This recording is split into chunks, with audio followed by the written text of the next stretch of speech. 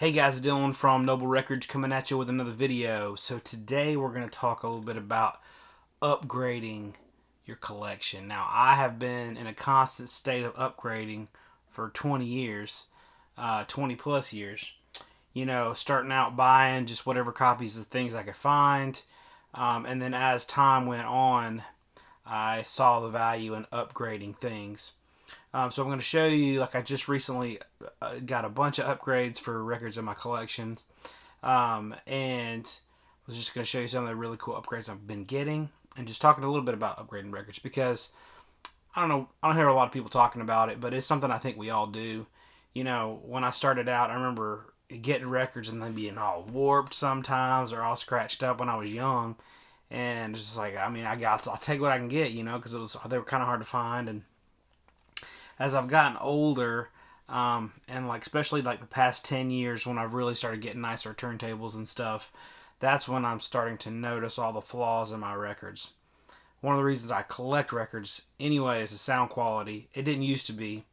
Used to it was just because it really, I was intrigued by the artwork, and they were cheaper than CDs at the time. Not anymore. But anyways, there's a lot of reasons I used to. But now, you know, all of that stuff, but also the sound quality is a big deal for me.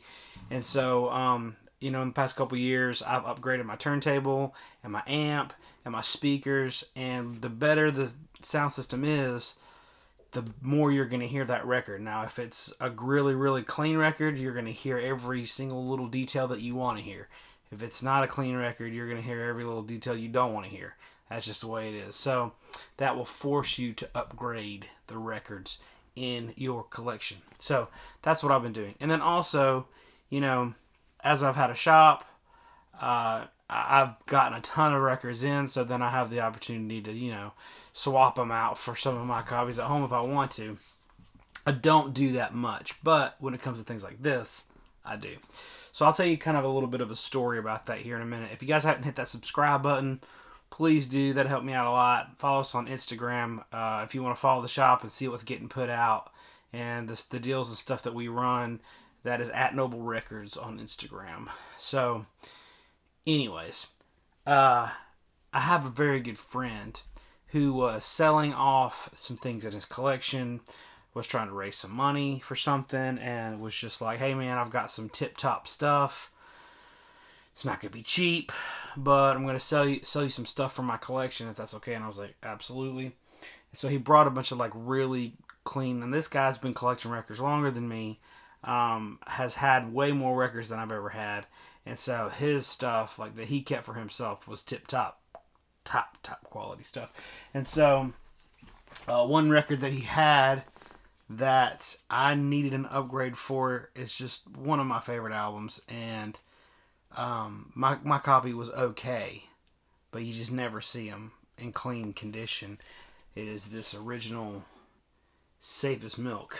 Now, this is an original stereo on the red Buddha label, and man, I'm telling you what, this thing is so nice, so clean. The one I had was pretty clean, but the cover was destroyed on the one I had.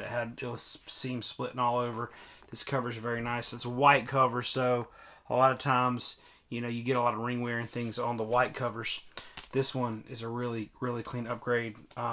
Really cool record. If you're not familiar, so Captain Beefheart is kind of notorious for having, well, this album a lot of people do know, but Trout Mask Replica is the one that a lot of people associate him with. And here it is right here. This one, I'm sure you've seen it, but this is a really interesting record. It's an acquired taste. Most people that hear it hate it and won't give it a second chance. But it is a. I like it, but it is one of those records that most people do not like, and they don't like. They hear that and then they're like, no more Captain Beefheart for me. This is not like that. This has some blues based rock to it. It's got it's a very interesting psychedelic type of record, but it is a phenomenal record. This is a lot more palatable than that. So if that's where you know Beefheart from, give Safe as Milk a chance. Another thing as I've moved forward with collecting and things that kind of pique my interest and things like that is when I get a really clean record that looks like it's just never been circulated, man. This is a really clean Incense and Peppermints from Strawberry Alarm Clock. Fantastic psychedelic band. If you're wanting to get into psych, Strawberry Alarm Clock is very, very good psych band. They got several really good albums. This one has that 44-cent hype sticker, not hype sticker, price sticker on it. I love hype stickers, love price stickers. I love shrink wrap. I know there's a lot of debate in the vinyl community over shrink wrap. A lot of people who will remain nameless because you don't even deserve. I'm joking, Chris. We're talking about you. But anyways, they just tear that shrink wrap right off as soon as they get it, and it'll be something that's been in the shrink for 50 years or something. And I'm like, man, I mean, something that's preserved so well. Now I will say that UK pressings and French pressings and stuff like that have a little bit more of a flimsy cover. Shrink wrap can't hurt them. Most US pressings, shrink wrap's not going to hurt them. But it just preserves that album so well. This is an original mono, super clean in every way. It's like the vinyl's mint.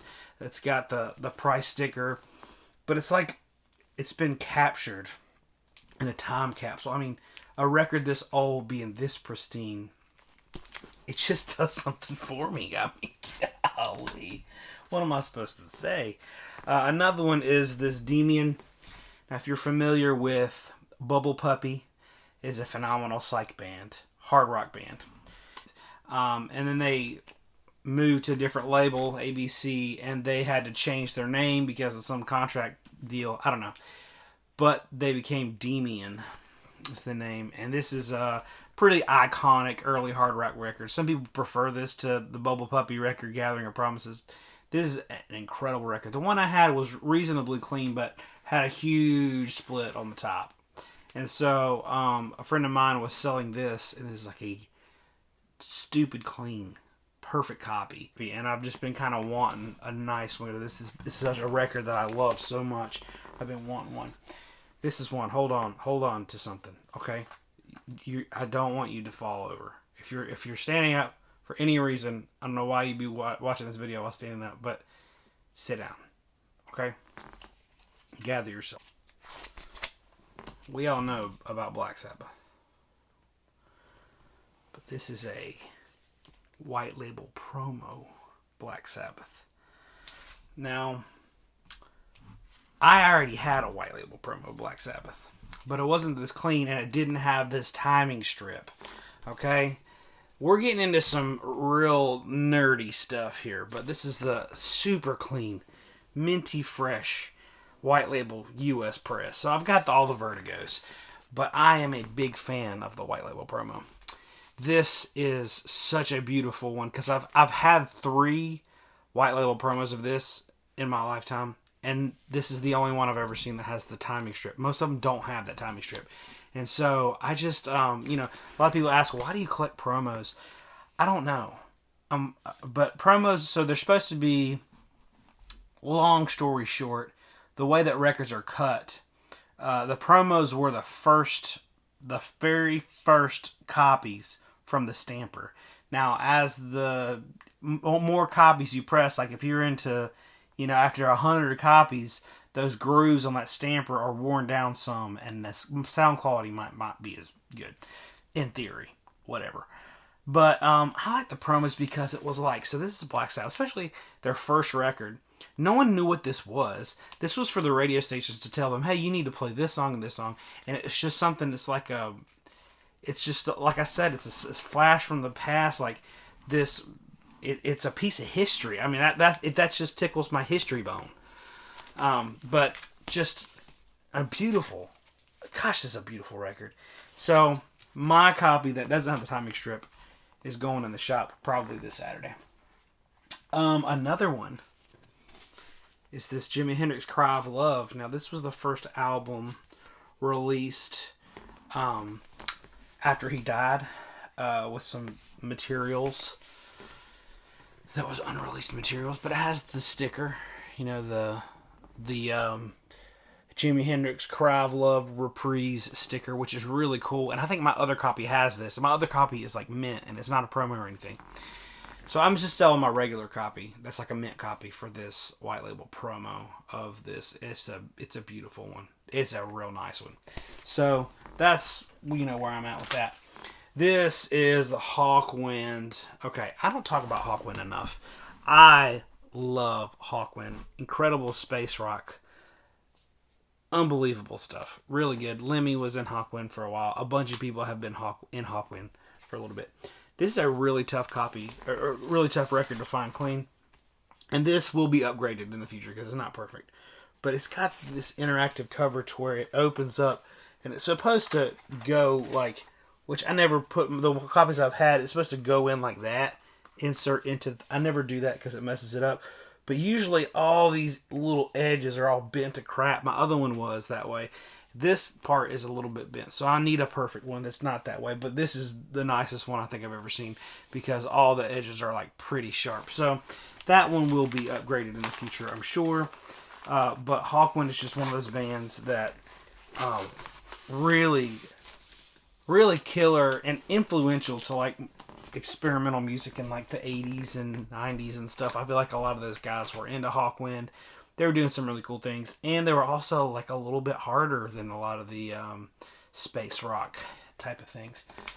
Just another one, Left Bank. This is not a huge record or anything, but it's a nice one, and it's got the price sticker and the height and the shrink wrap with it. This is a soul record. I had one, but mine had some damage on the cover, and the record wasn't perfect. This is Lee Dorsey. Ride Your Pony, Get Out of My Life, Woman. Really good soul record. Kind of tough to find, and especially hard to find in this type of condition. Very clean. Moving right along, this is one of my favorite. This is just such a cool record. Rolling Stones' Exile on Main Street. Now this is a copy. I had an okay copy. I've had this copy for 10 years, the one I had before. And it was just okay. It was probably VG to VG plus vinyl. It wasn't great, and it was worn all around the edges, and just wasn't the best copy. This one is near mint. It is almost perfect. And it's got all the postcards with it. So some of them, they all come with like different amounts of postcards. This one has like a ton of the postcards. So I don't see them much with the postcards. I'm not saying, you know, I'm sure a lot of you guys have them with postcards. Here's the thing. I'm not a huge Stones fan. And I say that, but I love this record. I love Sticky Fingers.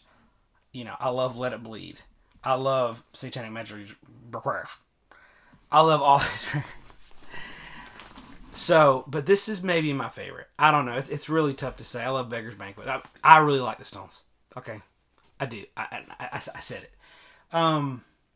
I've always said that because I'm not as big into them as like I am Zeppelin or the Beatles. I mean, like they're pretty good, but this is a masterpiece of a record. They're, you know, Keith Richards is hanging out with Graham Parsons, and there's some influence over there. There's some secondhand country on this record. It's a really good one, but this is one I'd encourage you guys to get if you don't have. It is. I think this is the equivalent to Zeppelin's Physical Graffiti for the Stones. Their double LP masterpiece. Very good stuff. And a clean copy is just kind of tough to find. Like an original one with all the postcards and all that stuff. And, you know, as I was getting all this stuff, like, first of all, it came from a friend. A very good friend of mine. This is stuff that's lived with him for years and years and years. And this is stuff that I'm kind of coming out of my own pocket to get because it's just so clean. You never see stuff that's clean. I think that a lot of people don't see the value. Like, they'll go on Discogs and they'll say, well, Exile on Main Street, that's got a median of $30, so that's a $30 album. That's not a $30 album. That's, like, perfect, and it's got all the postcards. It's not a $30 album. I don't know what they go for, but you have to take that into account, like, something being so clean and so well preserved. Sometimes I'm not going to get the money out of it that it would just be worth for me to keep. So all this stuff, like my copies, the stuff I have in my collection, they're clean anyways. So me putting that stuff in the shop, you know, is great for everybody. Nobody's going to have any problem with that stuff. But this is just clean on a whole nother level. This blue cheer is beautiful. A lot of times when you find these, they're beat.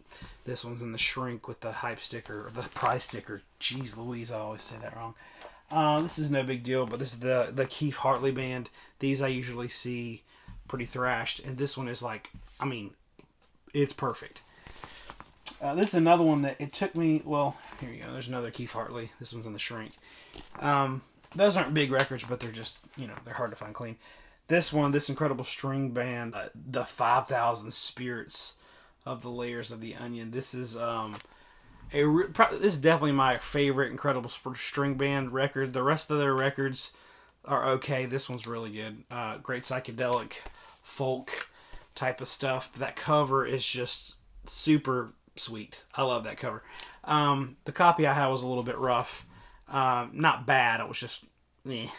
So this one was in the shrink. It's beautiful. Total beauty. Next one is freaking Glass Harp. Yeah, Glass Harp. Legendary Phil Keaggy on guitar. I've heard this story a couple different ways, but I did hear in an interview with Eddie Van Halen, somebody said, "How does it feel to be the best guitar player in the world?" And he said, "I don't know, ask Phil Keaggy." I don't know if that's true. I've heard it about a couple other guitarists too. But needless to say, Phil Keaggy is a brilliant guitar player. He broke off after doing Glass Harp stuff to do like more Christian gospel-based albums, which people don't like as much. But these Glass Harp records are dope. And this is like, it's got the... Well, here's what I love too. Like, it's got Album Den on it. Like, that's the record store it came from. Like, I love when it has like the record store's name and it's a price tag or whatever. It's not Sears or like Kmart or something, which those are cool too. But it's like a mom and pop, which Album Den might be like a big record store. I don't know, but that's just kind of cool. Also, so I'm gonna rapid fire these bad boys. He had a ton of like super clean near mint James Brown stuff in the shrink, which James Brown stuff usually gets pretty used and abused. Very, very tough to find clean James Brown stuff. So I have been getting more into funk and soul, and so James Brown stuff is just I need it. Cool, tough, pure excitement. Super clean in the shrink. I can't stand myself when you touch me. I don't know what that means, but James Brown knew what it meant. And that is a super, super clean copy. That one's a little bit tough to find. This one's kind of hard to find too. Soul Brother #1. It's got the glittery, textured cover. Very, very cool. And this one is, if it's in the shrink, it's not in the shrink, but it is like dang near perfect. This one, Tour of the USA in the shrink with the price sticker on it. Just beautiful stuff. Pure Dynamite. This is one. It's one of the more common ones that you see, but just stunning with the price sticker on it. And then Little Willie John and a Few Nice Things in the shrink. That's another one. You don't see too many of them, but my favorite James Brown one from this haul though is Revolution of the Mind. Now this one is a gatefolds in the shrink are hard to find. Never see them because people want to see the inside of the gatefold. I'll be honest, when I buy a new record and it's a gatefold, I cut that sucker open and I look at the gatefold. I don't care. But this still has the price sticker, and like it's so impossibly clean. This is an album I've had 20 times, 30 times maybe, a lot of times. And every time I get it, it is beat. And this is such an incredible funk record. This is one, this one, James Brown Hell would be a nice one to have. I have a pretty clean copy of that one, but like James Brown Hell. Another killer one is the Slaughter's Big Ripoff. This one I just got. I've been looking for it forever. But anyways, that's enough about James Brown. Incredible. Revolution of the Mind is hard to find, and especially in any sort of good condition. We're going to move it along, right along. This is an original mono, kind of kinks. It is near mint. It is beautiful. It's amazing. I didn't have a super clean copy of that, so this is my favorite live Johnny Cash album. I prefer this to Folsom Prison. San Quentin, and it has this hype sticker with The Boy Named Sue. A Boy Named Sue is one of my favorite songs ever written. It's amazing. But it has the Revco price, $3.59. In the shrink. I've never seen one in the shrink with a hype sticker, and this is a perfect copy. I love this record. This is my and it's I prefer it to Folsom just because I grew up with that one, and I didn't have Folsom when I was growing up, and it took me forever to find it for some reason. Now I see them all over the place. This is Otis Redding, Carla Thomas, King and Queen with the Tramp hype sticker right there. Never see it with that hype sticker. Beautiful. This, oh my gosh. First of all, Otis Redding, one of my favorite soul singers. Unbelievable. He died at such a young age, and he was such an incredible soul singer. Otis Redding, Dictionary of Soul, complete and unbelievable. It was complete and unbelievable is how clean this is. Look at that. Look at that price sticker. It's in the shrink.